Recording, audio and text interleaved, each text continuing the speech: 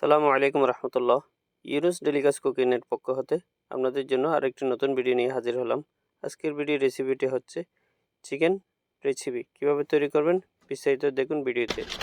আজকে আমি এই চিকেনগুলো ফ্রাই করব। এই যে দেখেন গোল গোল করে কেটে নিয়েছি। মাঝখানে ফাঁকা রাখা হয়েছে যাতে চারিপাশে সুন্দর করে ফ্রাইগুলো হয়, তেলগুলো বের হয় সুন্দর করে, সে কারণে। তো এখন আমি ময়দা নেব 2 চামচ। আমি একজন মানুষ, সে কারণে আমি অল্প পরিমাণ বানাবো। এই 2 চামচ এগুলো দিয়ে নাস্তাগুলো তৈরি করব। এখানে দেব,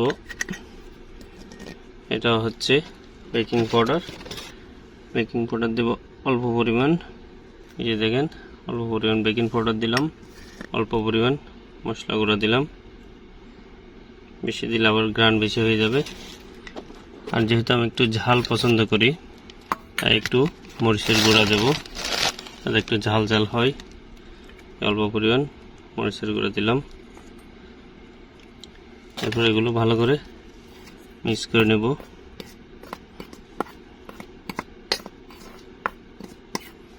এরপর এখানে দেব স্বাদ মতো লবণ।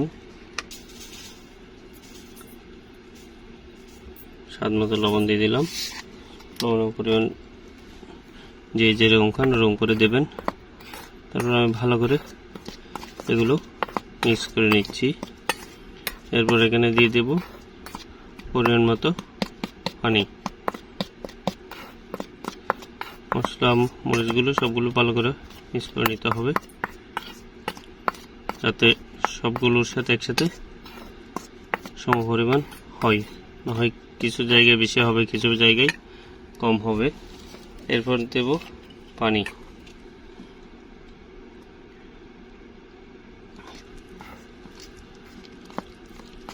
ভালো করে হিচে দেখেন আমার ময়দাগুলো একটু লালচে ভাব চলে আসছে।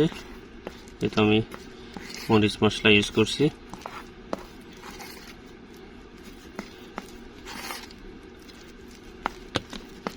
এই যে সম্পূর্ণ হাতের স্পর্শ ছাড়া আমি এগুলো রেডি করে ফেলছি। একটু পানি দিতে হবে হালকা।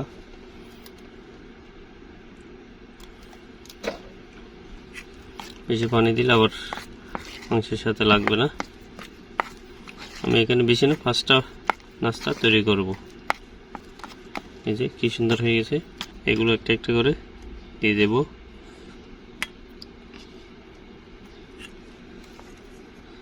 ভালো করে মিক্স করে নিচ্ছি।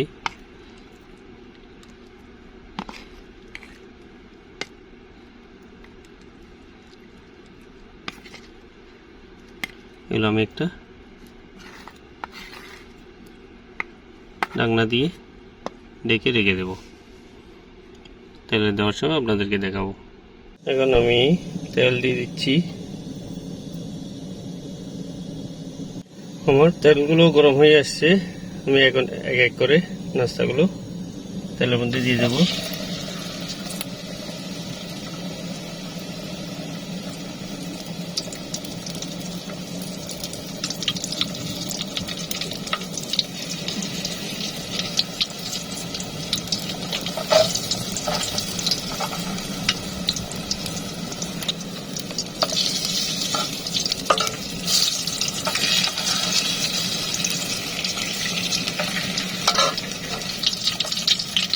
দেখেন কি সুন্দর ফ্রাই হয়ে যাচ্ছে।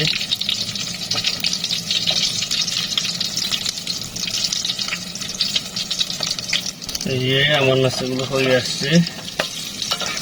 দেখেন কি সুন্দর হয়েছে, বেগুনের মতো দেখতে। এখানে রাখি তাহলে গরম গরম থাকবে। আসে এগুলো ভালো করে সিদ্ধ করে নিই, তারপর নামিয়ে গরম গরম পরিবেশন করব। এই যে দেখেন আমার নাস্তাগুলো কি সুন্দর হয়েছে দেখতে। এই একটা খেয়ে দেখি। বিসমিল্লাহ। মস্ত মশে, ঠিক আছে, সেই রকম।